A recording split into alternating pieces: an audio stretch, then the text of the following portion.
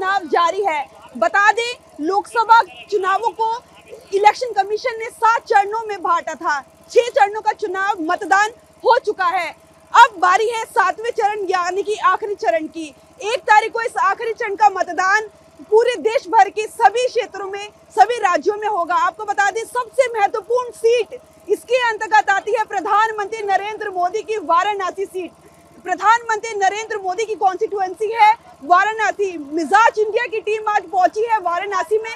यदि बात की जाती है जब भी वाराणसी की, तो 80 घाट पीछे रह जाए, ऐसा हो नहीं सकता।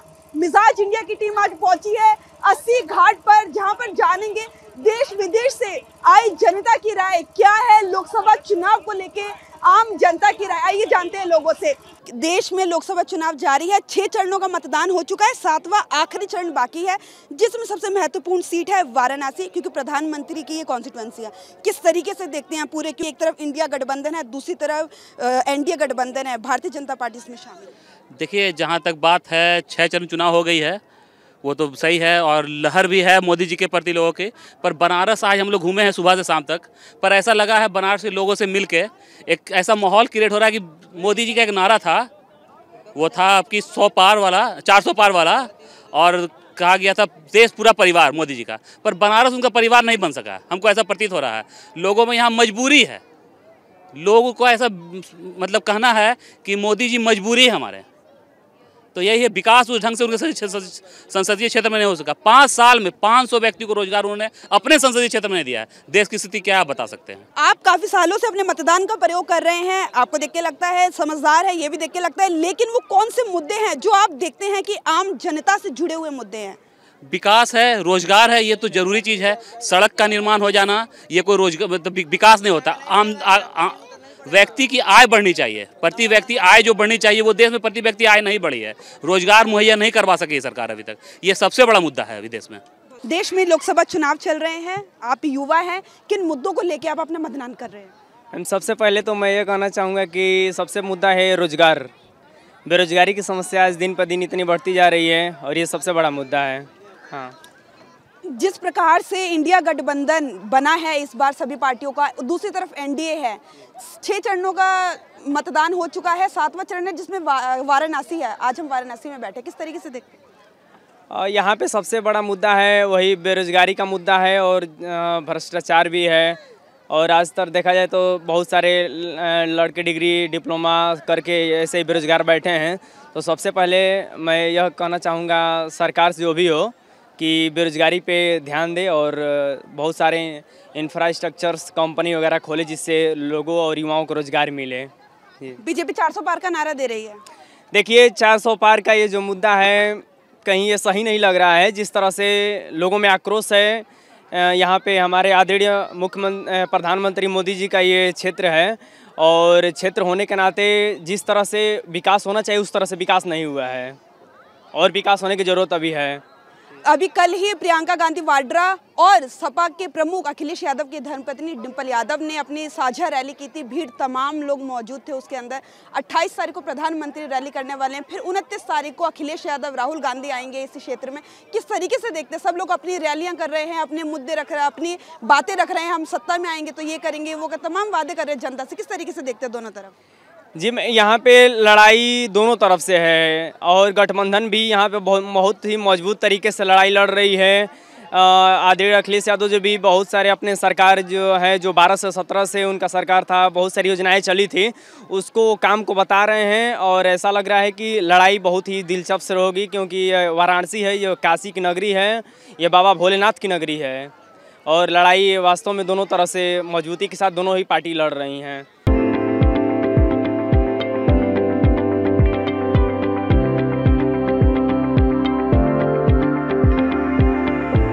तो आपने देखा जिस तरीके से वाराणसी में लोग घूमने आए हैं, माँ गंगा के दर्शन करने आए हैं, और तो कहीं ना कहीं मिजाज इंडिया के सामने अपनी जो राय है वो भी रख रहे हैं। हम करते हैं आगे बातचीत। किन मुद्दों को लेकर मतदान हो रहा है? देखिए, मुद्दे तो मतदान के हैं, मतदान तो मतदान है, किंतु जो मुद्दा आम जनता का होना चाहिए या जो है, वो मेरे ख्याल से ये होना चाहिए कि विकास पे, और विकास का धरातल क्या है।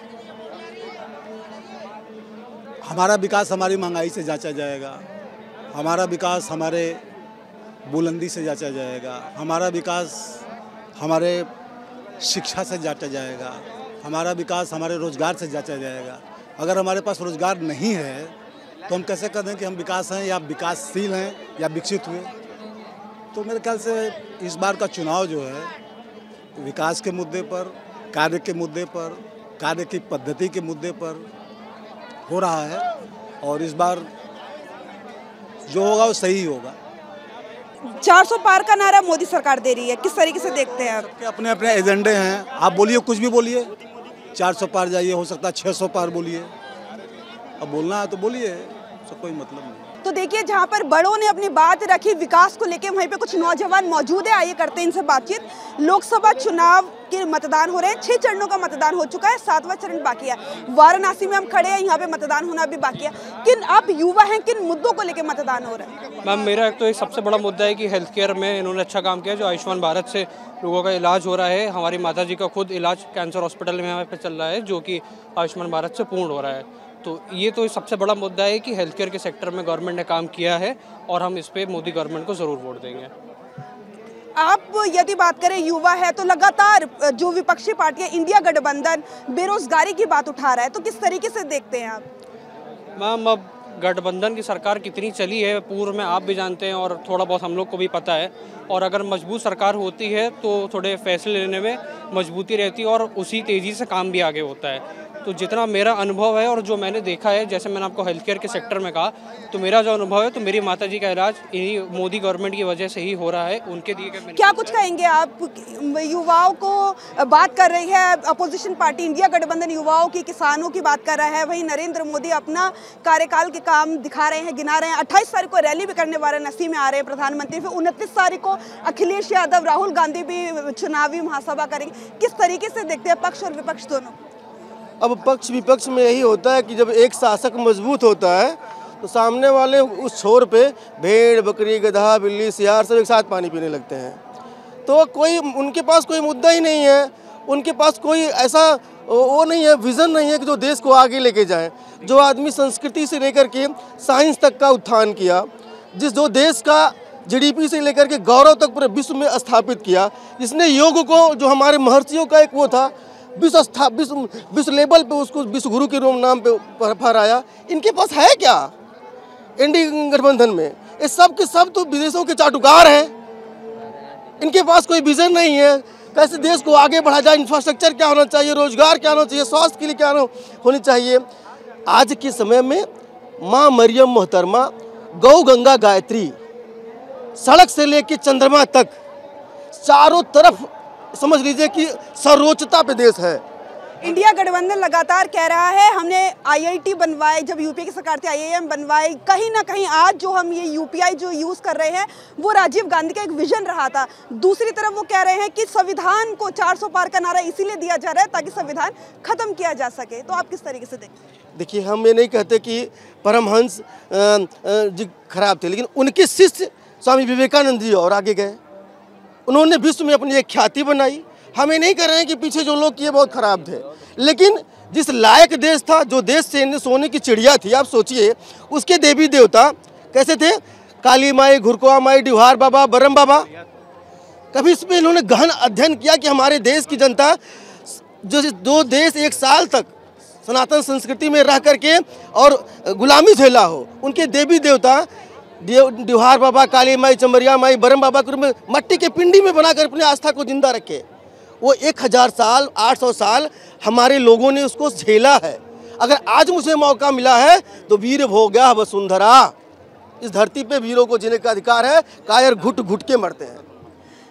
भारतीय जनता पार्टी 400 पार का नारा दे रही है, आप युवा हैं, आपके क्या मुद्दे हैं? आपको क्या लगता है देश को किस तरफ जाना चाहिए? जो एक तरफ बात कर रहा है इंडिया गठबंधन संविधान खत्म कर देंगे भाजपा सरकार, तो किस तरीके से युवा है, किस तरीके से इनको देखते हैं आप?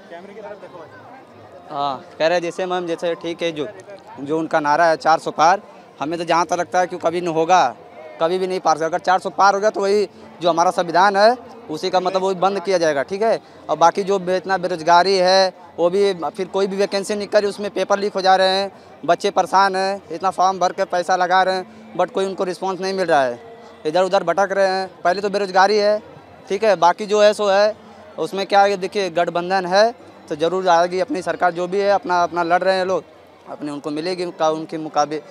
लेकिन मोदी सरकार लगातार कह रही है हमने विकास किया है, और आज वाराणसी से, क्योंकि उनकी कॉन्स्टिट्यूएंसी है प्रधानमंत्री नरेंद्र मोदी के, यहाँ से 1 तारीख को मतदान उनके लिए होना, तो किस तरीके से? हाँ, तो कह रहे हैं मैम, जहाँ जिनका सांसद रहा वहीं का ना विकास करेंगे, और जगह कहाँ विकास हुआ है? हाँ, मतलब किसी का घर मंदिर उजाड़, किसी का घर उजाड़ कर मंदिर बना रहे हैं, जिनको लाना है उनको ला ही नहीं रहे हैं, बोल रहे हैं कि हम राम को लाएंगे। लाना है तो विजय माल्या को लाइए, ललित मोदी को लाइए, नीरव मोदी को लाइए, उनको लाइए। हाँ, जो देश को लूट के गए हैं। राम को बताइए प्राण प्रतिष्ठा कर रहे हैं, मूर्ति में प्राण प्रतिष्ठा होगा, ऐसे ही प्राण प्रतिष्ठा हो तो लोग मर रहे हैं, उनको प्राण प्रतिष्ठा करके जीवित कर दीजिए, तब ना हम माने। वाराणसी आए हैं और यहाँ की कुल्हड़ वाली चाय ना पिए, ऐसा हो नहीं सकता। तो आइए करते हैं भैया से बातचीत। भैया, लोकसभा चुनाव चल रहा है, 6 चरणों का मतदान हो चुका है, 7वें चरण का मतदान बाकी है, किस तरीके से देखते हैं आप? राजनीति के बारे में हमको ज़्यादा मालूम नहीं, यहाँ पे बीजेपी की सरकार गवर्नमेंट बनने वाली है। लगातार भारतीय जनता पार्टी 400 पार का नारा दे रही है, वहीं इंडिया गठबंधन का कह रहा है संविधान खत्म करने के लिए नारा दिया जा रहा है। अब ये इस पे तो हमको मालूम नहीं, लेकिन बहुमत तो आने तय है, बीजेपी की बहुमत तय है। देश में राजनीतिक माहौल चल रहा है और बिल्कुल गर्मी के साथ चल रहा है, और आप यहाँ पे रबड़ी और जलेबी खा रहे हैं, ठंडा कर रहे हैं, तो किस तरीके से देखते हैं? आखिरी चरण बाकी है, कितना ठंडा हो पाएगा चुनाव? देखिए, चुनाव तो जो हो रहा है बहुत बढ़िया हो रहा है, और मेरे तो हिसाब से ना तो महंगाई है ना बेरोजगारी है, लोग झूठ मूठ का बोल रहे हैं। यहाँ भीड़ देखिए, अगर महंगाई है तो इतना भीड़ यहाँ कैसे है? आदमी घूमने आ रहे हैं, मौज मस्ती कर रहे हैं, खर्चा कर रहे हैं, महंगाई किसको बोल रहा है? महंगाई तो उनको पीछे उलट के देखना चाहिए 10 साल पीछे, कि किसी भी घाट पे ऐसा भीड़ नहीं होता था। इसलिए मैं तो कहूँगा आएगा तो मोदी ही। विपक्षी गठबंधन लगातार कह रहा है कि युवाओं को लेकर अग्निवीर योजना का विरोध कर रहा है, और कह रहा है 400 पार का नारा दिया जा रहा है संविधान बदलने के लिए। विपक्षी चाह रहे हैं कि युवा 18 साल की उम्र में सिगरेट पिए, बीड़ी पिए, रोड पे चोरी करे। वो यही नहीं चाहते हैं कि 18 साल की उम्र में वो अग्निवीर योजना का लाभ उठा करके 5 लाख रुपया और टैलेंट लेकर के बाहर आए। वो ये नहीं चाहते हैं। वो चाहते हैं कि युवा 18 साल की उम्र में जो है इधर उधर बबुआएं, गलत काम करें, नशा करें, चोरी करें। विपक्षी गठबंधन का कहना है कि युवा जो अग्निवीर योजना है, युवा जब पूरी तैयारी कर रहा है जिस तरीके से, तो सेना में क्यों ना 60 साल का होकर रिटायर हो, 4 साल में क्यों रिटायर हो जाए? सरकार 4 साल के बाद भी उसको नौकरी देने का ऑप्शन रख रखी है, लेकिन वो लेंगे तब ना। 25% उसमें चुने जाएंगे। उसके बाद भी तो उसके बहुत 5 लाख रुपया लेके निकल रहे हैं, 10 लाख रुपया लेके अपना रोजगार कर सकते हैं। आज तो अगर हाँ काबिल रहेगा उसे भी तो मिलेगा, जो काबिल रहता है उसे मिलता है, जो काबिल नहीं रहता उसे नहीं मिलेगा, नॉर्मल सी बात है। अब अगर आपको 4 साल वो करवा रहा है तो 50% को वो रखेगा, और जिसे नहीं रखेगा वो निकाल देगा, वो अपने पैसे देगा, आप उससे कुछ भी कर सकते हैं। विपक्षी गठबंधन कह रहे हैं हम अप्रेंटिसशिप देंगे, 1 लाख रुपए साल के युवा को देंगे, तो किस तरीके से उनका देखते हैं आप घोषणा पर? वो देश को बेच के देंगे।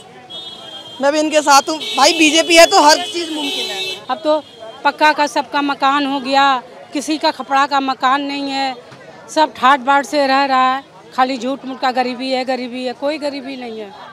हम तो कोई अब का में कोई भी गरीब नहीं है, सब अच्छा खाता है, अच्छा पहनता है और अच्छा घूमता है। सिलेंडर तुरंत नंबर लगाओ, तुरंत सिलेंडर आता है। पहले हम लोग 2-2 महीना तक घूरते थे, सिलेंडर नहीं मिलता था, आग में लकड़ी में जला के चाय बनाते थे। अब तो इतना अच्छा है रोजगार, नंबर लगाओ सिलेंडर लाओ। कांग्रेस सरकार ने अपने घोषणा पत्र में कहा महिलाओं को साल में 1 लाख रुपए देगी, किस तरीके से देखते हैं? हम लोग को नहीं चाहिए 1 लाख, हम लोग को इतना सुविधा है ना, बहुत है। देश में चुनाव चल रहा है, 6 चरणों का मतदान हो चुका है, 7वां चरण बाकी है। वाराणसी मोदी जी की कॉन्स्टिट्यूएंसी है, अजय राय कांग्रेस के प्रत्याशी है, किस तरीके से देखते हैं मुकाबला? हम तो देखते हैं मोदी जी निकल जाएगा इधर से। लगातार इंडिया गठबंधन सवाल उठा रहा है संविधान को लेके, युवाओं की बेरोजगारी को लेके। वो उसको पॉलिटिकल स्टंट है, पॉलिटिकल गेन के लिए ऐसा बोलता है वो। ठीक महिला है मैम, आप वाराणसी घूमने आई हैं, किस तरीके से देखते हैं यहाँ की डेवलपमेंट, क्या वो मुद्दे रहे? बहुत अच्छा हुआ, बहुत। पहले आया था ये गंदा रास्ता था, पूरा गली था, ये तो सब साफ हो गया।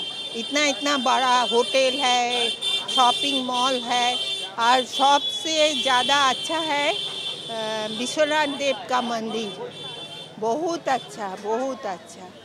तो देखिए, जिस प्रकार से लोग कह रहे हैं कि वाराणसी में कहीं ना कहीं डेवलपमेंट हुई है और लगातार जिस तरीके से मोदी जी की कॉन्स्टिट्यूएंसी है, 1 तारीख को मतदान होना है, जानते हैं इनकी राय। क्या कहेंगे आप, किन मुद्दों को लेकर? अखिलेश यादव को वोट देंगे, यहाँ से अजय राय जीत रहे हैं।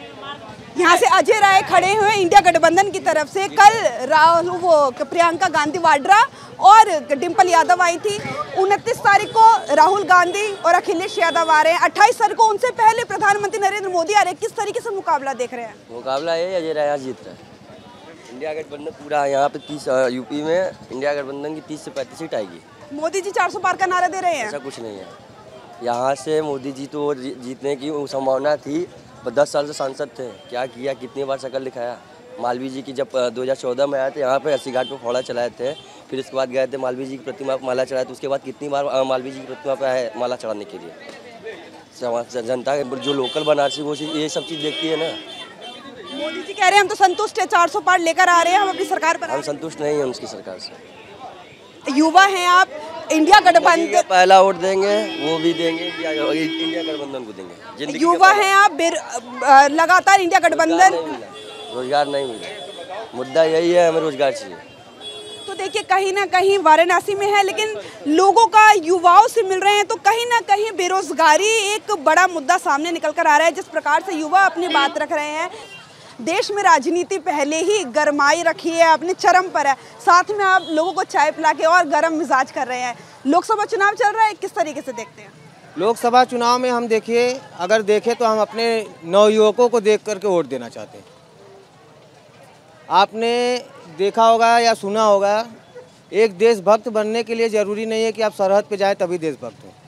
देशभक्त बनने के लिए आपको एक सच्चा नागरिक बन गए देश के तो भी बन सकते। इसके लिए जो हमारे आदरणीय प्रधानमंत्री जी जो अग्निवीर निकाले हैं, ये गलत चीज़ है। क्योंकि ये अगर नियम आप आर्मी के लिए निकाल रहे हैं तो आर्मी वाले शहीद भी होते हैं। ये पहले नियम अपने ऊपर उनको निकालना चाहिए कि पहले जो नेता हैं ये आजीवन पेंशन लेते हैं, ठीक है, ये आजीवन पेंशन लेते हैं। ये नियम होना चाहिए कि जब तक आप पद पे हैं तब तक आप सैलरी लीजिए। इसके अलावा आप चुनाव हार गए या पद छूट गया आपका या छोड़ दिया गया, इसके बाद आपको कोई पेंशन नहीं मिलेगा। तो इसके लिए ये उनका नियम गलत है। इसको मैं निगाह में रखते हुए वोट करूँगा। कांग्रेस की तरफ से अजय राय खड़े हुए हैं, पिछली बार भी खड़े हुए थे लेकिन हार गए थे कम मतों से। इस बार दोबारा अजय राय को कांग्रेस ने चुना है अपना प्रत्याशी। लगातार रोड शो कर रहे हैं। कल प्रियंका गांधी, डिम्पल यादव उनके लिए प्रचार प्रसार कर रही थी। अब अखिलेश यादव, राहुल गांधी 29 तारीख को आने वाले हैं। उनसे पहले प्रधानमंत्री नरेंद्र मोदी की कॉन्स्टिट्यूएंसी है, वो भी अपने रोड शो निकालेंगे 28 तारीख को। किस तरीके से मुकाबला देखते हैं दोनों? मुकाबला तो देखिए, यहाँ बीजेपी का गढ़ है, मोदी जी तो यहाँ से जीतेंगे। लेकिन अगर के अधिक से अधिक वोट ले करके और कम अंतर से अजय राय हार रहे हैं तो इसको भी हार नहीं कहा जाता है। क्योंकि अगर के यहाँ से चुनाव प्रधानमंत्री जी खुद नहीं लड़ते तो अजय राय जीत जाते। आपने कहा कि खुद चुनाव नहीं लड़ते तो अजय राय जी जीत जाते, लेकिन पिछली बार इंडिया गठबंधन नहीं था, अजय राय जी कांग्रेस पार्टी ने अपना प्रचार प्रसार किया था। क्या लगता है आपको सपा के साथ मिल जाना, इंडिया गठबंधन में सपा की जो बड़े चेहरे हैं, हाईकमान है, अखिलेश यादव का उतरना ज़मीनी स्तर पर अजय राय के लिए, डिम्पल यादव का प्रचार प्रसार करना, कितना फ़ायदा इस बार अजय राय को हो सकता है? इससे बहुत फ़ायदा होगा, क्योंकि समाजवादी पार्टी का जितना वोट है, हमारे ख्याल से एक भी वोट इधर उधर नहीं जाएगा, सारा वोट कांग्रेस को जाएगा, अजय राय जी को जाएगा। क्योंकि अजय राय जी पर्सनल भी व्यक्ति अच्छे हैं, यहाँ के लोकल हैं, हम लोग के बीच के हैं, हम लोग के बड़े हैं, तो हम लोग शुरू से ही उनको देख रहे हैं और शुरू से वो संघर्षशील रहे होंगे। वाराणसी में यूथ की क्या रहेगी समस्या और क्या रहेगा उसका उपाय, जानते हैं यूथ से। आप वाराणसी में खड़े हैं, 1 तारीख को मतदान होना है। मोदी जी बीजेपी के कैंडिडेट, कांग्रेस के कैंडिडेट अजय राय, किस तरीके से मुकाबला देखते हैं? देखिए मैम, अगर मुकाबले की बात की जाए तो मोदी जी एक तरफा चुनाव यहाँ पे जीत रहे हैं। सिर्फ इसलिए नहीं जीत रहे हैं कि वो यहाँ के पीएम, यहाँ के कॉन्स्टिट्यूंसी से पीएम जाके चुने गए हैं। उन्होंने जब से वो यहाँ 2014 में आए तब से यहाँ डेवलपमेंट का काफ़ी सारा काम हुआ है, जिसको आप इग्नोर नहीं कर सकती। हाँ, कुछ कुछ फ्लोज हैं जिसको सुधारने की ज़रूरत है। फिलहाल तो उनको यही लग रहा है, सारे यूथ को क्या, सारी पब्लिक को पता है कि 3 से 4 लाख वोटों से जीतेंगे मोदी जी यहाँ पे बनारस में। लगातार विपक्षी गठबंधन कह रहा है कि 400 पार का नारा इसलिए दिया जा रहा है ताकि संविधान बदल सके, किस तरीके से? कॉन्स्टिट्यूशन कभी बदलता ही नहीं है, पब्लिक का जो माइंडसेट है कि कॉन्स्टिट्यूशन बदल रहे हैं गवर्नमेंट, ऐसा कभी हो नहीं सकता। कभी भी कॉन्स्टिट्यूशन जो बेसिक बीजेपी के ही लीडर्स ने कई बार बोला है, विपक्षी गठबंधन का ऐसा कहना है। ऐसा कोई स्टेटमेंट नहीं है, हमको दिखा दीजिए कोई गवर्नमेंट नहीं। ना मैं बीजेपी से, ना मैं कांग्रेस से हूँ, स्टूडेंट हूँ, काशी हिंदू विश्वविद्यालय छात्र। और रहा बात की कॉन्स्टिट्यूशन बदलेगा तो संविधान कहीं बदल ही नहीं सकता है। बेसिक चीज़ें हैं, संशोधन होती हैं अकॉर्डिंग टू अकॉर्डिंग। समय आएगा जब जरूरत पड़ेगी तो गवर्नमेंट उसमें स्कीम्स चेंज करेंगी, अमेंडमेंट्स करेंगी, यही करेंगी। तो कॉन्स्टिट्यूशन बदलने का कोई सवाल ही नहीं पैदा होता है। कांग्रेस पार्टी ने अपने मैनिफेस्टो में 1 लाख रुपए सालाना युवाओं के लिए रखा है, तो किस तरीके से देखते हैं कि महिलाओं के लिए रखा है? कई सारे मुद्दों को उन्होंने फोकस किया है। राहुल गांधी का नाम है, यात्रा की थी, युवाओं से जुड़ा था, उनकी समस्याओं को जान के मैंने अपना मैनिफेस्टो तैयार किया है। देखिए, हर पार्टी का अपना स्ट्रैटेजी है। राहुल गांधी जी जो पदयात्रा किए हैं, जहाँ पे वो स्ट्रॉन्ग थे वहाँ वो पदयात्रा किए हैं। पहली बात तो कांग्रेस बीजेपी में, मतलब कांग्रेस यूपी में कहीं भी नहीं है। इनकी अमेठी सीट थी, ये अमेठी सीट में जब से ये चुनाव हारे हैं 2019 में, तब से ये एक बार भी अपने अमेठी विधानसभा मतलब लोकसभा क्षेत्र में इन्होंने ये नहीं गए। दूसरी बात, जहाँ से ये एमपी चुन के गए वायनाड से, पूरे 5 बार दौरा किए हैं राहुल गांधी जी अपने क्षेत्र में। 5 बार में 3 बार के लिए शादी अटेंड करने के लिए। वायनाड के लोग तो ऐसे दिखा के बोलते हैं 5 लाख से विनिंग है उनकी। कि वो जीत जाएंगे, नो डाउट है। बड़े नेता हैं, अपना अपना कॉन्स्टिट्यूशन, वो जीत जाएंगे। वो रिजर्व सीट है, वहाँ डमी कैंडिडेट उतारेगी बीजेपी या अलग पार्टी, वो जीत जाएंगे। लेकिन बात ये है कि अगर वो जो भी उनका मैनिफेस्टो है, उस मैनिफेस्टो में पब्लिक सेटिस्फेक्शन नहीं देख रही है अपना। आप महिला हैं, किस तरीके से देखती हैं कि महिलाओं की क्या परेशानियां हैं जो दूर होनी चाहिए? जहां कांग्रेस पार्टी महिलाओं के लिए 1 लाख रुपए की बात कर रहे हैं, वहीं मोदी जी दूसरी तरफ अपने वादे कर रहे हैं तमाम। मैं 1 लाख को नहीं चाहती, मैं चाहती हूँ कि महिलाएं इतनी सक्षम हो जाएं, इतनी एजुकेट हो जाएं को 1 लाख से और 4 लाख बनाएं और 4 लोगों को काम दें। और मोदी जी की जो इस बच्चे ने कही थी, मैं उस बात से बिल्कुल सहमत हूँ। मैं आज से 2047 वाला हिंदुस्तान देख रही हूँ, जहाँ इन बच्चों का विकास है, अच्छी शिक्षा नीति आए, अच्छी तकनीक अच्छी बने, और मुझे पूरा विश्वास है कि मोदी जी की सरकार में बनेगी। विपक्षी गठबंधन लगातार कह रहा है कि मोदी जी की सरकार में तमाम बदायूं वाला, तमाम तरीके के महिलाओं के साथ रेप के कांड हुए हैं। किस तरीके से देखते हैं? देखिए, ये तो एक हमारी समाज को जहाँ शिक्षा मिलेगी ये चीज़ें ख़त्म होंगी। एक शिक्षित समाज की ज़रूरत है। अगर समाज शिक्षित होगा तो ये चीज़ें अपने आप ही कम हो जाएंगी। हमें ये चीज़ें जड़ से ख़त्म करनी है। इसलिए शिक्षित होना ही एक अपने आप में इन सब बुराइयों को दूर करने का एक सबसे अच्छा तरीका है। जो मैं चाहती हूँ कि मोदी जी ने महिलाओं के लिए, लड़कियों के लिए शिक्षा को बढ़ाएं, अपने को इतना सक्षम बनाएं लड़कियाँ कि आगे से हम अपना बचाव भी करें और लोगों की सोच बदले, जो शिक्षित हों। जो लोग, जहाँ तक मैं मानती हूँ कि ये सब जितनी भी चीज़ें होती हैं, अशिक्षा है, अज्ञानता है, ये अज्ञानता दूर होनी चाहिए। और जितनी भी ये मिसकन्फ्यूजन्स होती हैं कि महिला को ही क्यों प्रताड़ित करा जाए, महिला को ही क्यों रेप किया जाए, इन सब चीज़ों से शिक्षित होंगे तभी बाहर निकलेंगे, और इसका कोई इलाज नहीं है। कोई सरकार इसको नहीं रोक सकती। सुरक्षा बढ़ेगी, सुरक्षा में हम महिलाओं को आगे लाएं ना, महिलाएं आगे आएंगी तो अपने आप सुरक्षा बढ़ेगी। सारी महिलाएं आए, पूरा हमारा जितना युवा वर्ग है वो आगे आए, अपनी सोच को बदले। सोच बदलेगी तो ये जो रेप और ये सब बदलेंगे। बुराइयां समाज में शुरू से थी, जौहर भी था कभी, आज देख लो कहाँ हम सब बाल विवाह, जौहर, आज सती प्रथा, सब कुछ खत्म है एक शिक्षा की वजह से। जैसे राममोहन राय ने एक समाज में एक नई नीति दी थी, वही मैं चाहती हूँ कि मोदी जी हमारे देश को, और पूरे विश्वास के साथ कहती हूँ कि 2047 तक हर चीज़ से हम लोग आगे बढ़ेंगे और बुराइयाँ कम होंगी और अच्छाइयाँ बढ़ेंगी, और बच्चों को रोजगार, शिक्षा, व्यवसाय सब कुछ मिलेगा और मिलना ही चाहिए। आज हमारे युवाएं अपने बारे में नहीं, अपने साथ 10 लोगों को और स्टार्टअप शुरू करके काम देते हैं, और वो देना ही चाहिए। मिजाज इंडिया की टीम पहुंची थी वाराणसी और तमाम जनता से ज़मीनी स्तर पे उतरकर जब बातचीत की तो जाना महंगाई, बेरोजगारी और विकास का मुद्दा यहाँ पे बेहद ही अहम है। जनता का कहना है कि जिस प्रकार से काम हो रहा है उसी प्रकार से आगे और तेज़ी से यहाँ पे विकास कार्य होना चाहिए। युवाओं की बात करें तो बेरोजगारी बेरोजगारी उन्होंने एक बहुत ही बड़ा मुद्दा रखा और कहा कि समस्याओं का हल होना चाहिए। पेपर लीक एक मामला सामने निकल कर ये बातचीत आई तो तमाम तरीके की आशाएं जनता ने अपनी होने वाली सरकार से जताई है। देखना ये होगा जब 1 तारीख को वाराणसी की सीट पर मतदान जनता करेगी तो क्या कांग्रेस के प्रत्याशी अजय राय और भारतीय जनता पार्टी के प्रत्याशी नरेंद्र मोदी को किसका बटन दबा के जनता मतदान करके आगे सरकार बनाने के लिए उन्हें अपना उम्मीदवार चुनेगी। कैमरा पर्सन वीरेंद्र के साथ मैं कंचन, न्यूज़ इंडिया।